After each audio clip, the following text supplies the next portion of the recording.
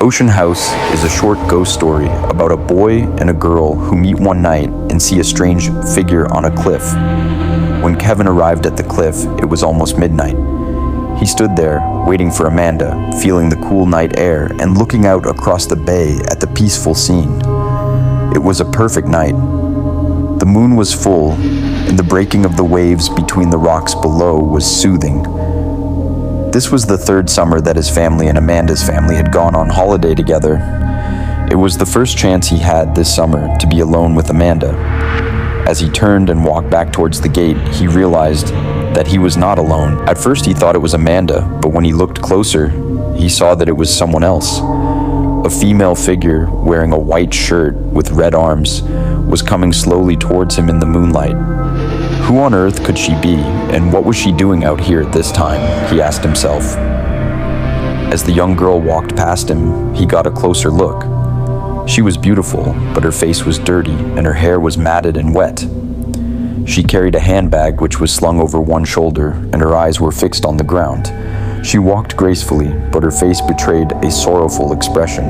When he reached the gate, something about the girl made him look back. She was walking towards the cliff. What could she be doing?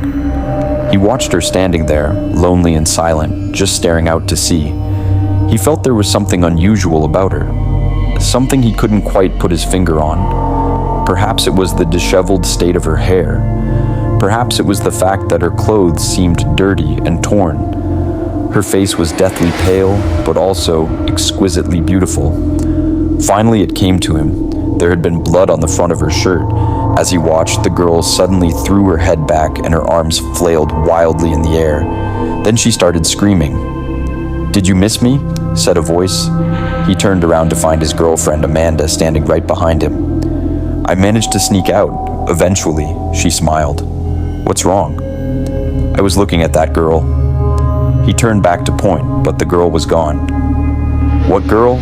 said Amanda. "She was there, at the cliff edge," he said, waving her arms about and shouting. "Didn't you hear her?" They ran to the edge of the cliff and looked over, but there was no sign of anyone on the rocks below, and the little path that led down to the shore was completely empty.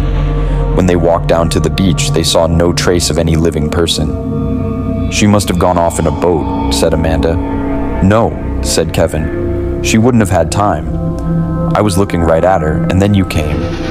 When I looked back, she just wasn't there anymore."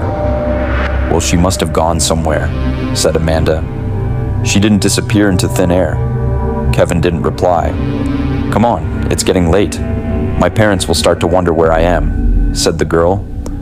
The young couple walked back up the pathway and headed towards home.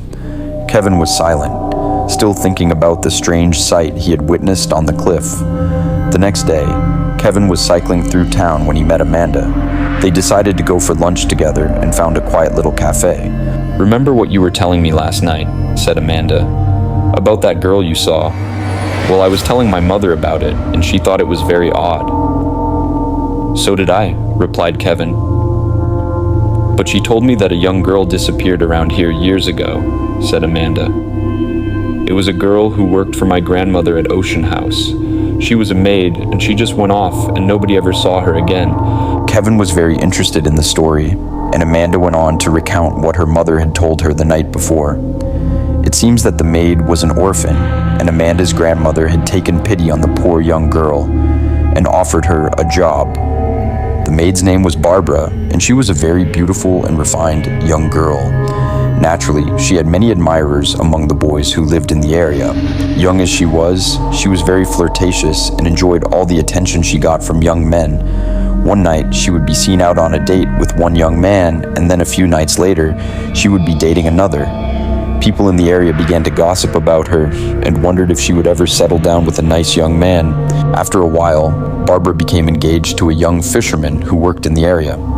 The fisherman and his older brother owned a small fishing business across the bay, and Barbara considered him quite a catch.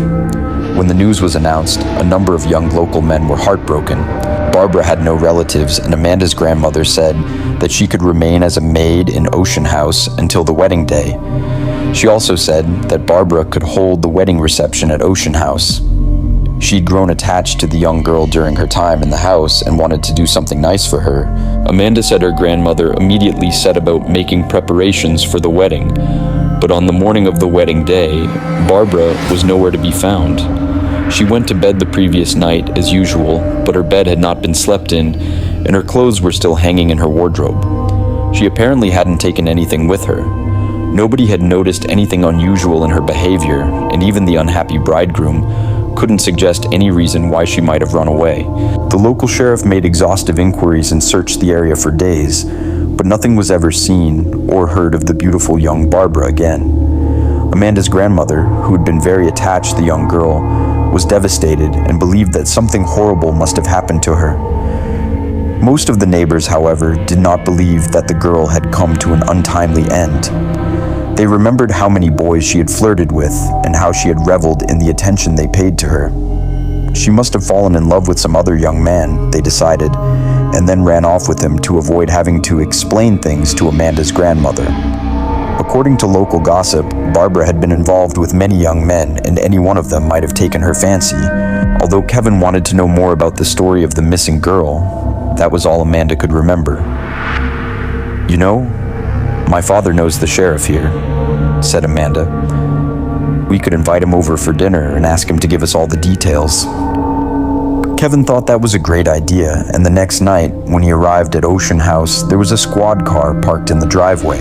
Over dinner, Amanda's father asked the sheriff if there had been any news about the disappearance of the young maid named Barbara. To his surprise, the sheriff said that the mystery had finally been cleared up. Only 3 days previously, the sheriff had been in the police station talking to his deputy when a local man barged through the door. It was a fisherman who was well known and liked in the little seaport town. He had a tortured look on his face, and the sheriff led him into an interrogation room and sat him down. The fisherman said that his mind was sorely troubled and a guilty secret weighed upon his soul.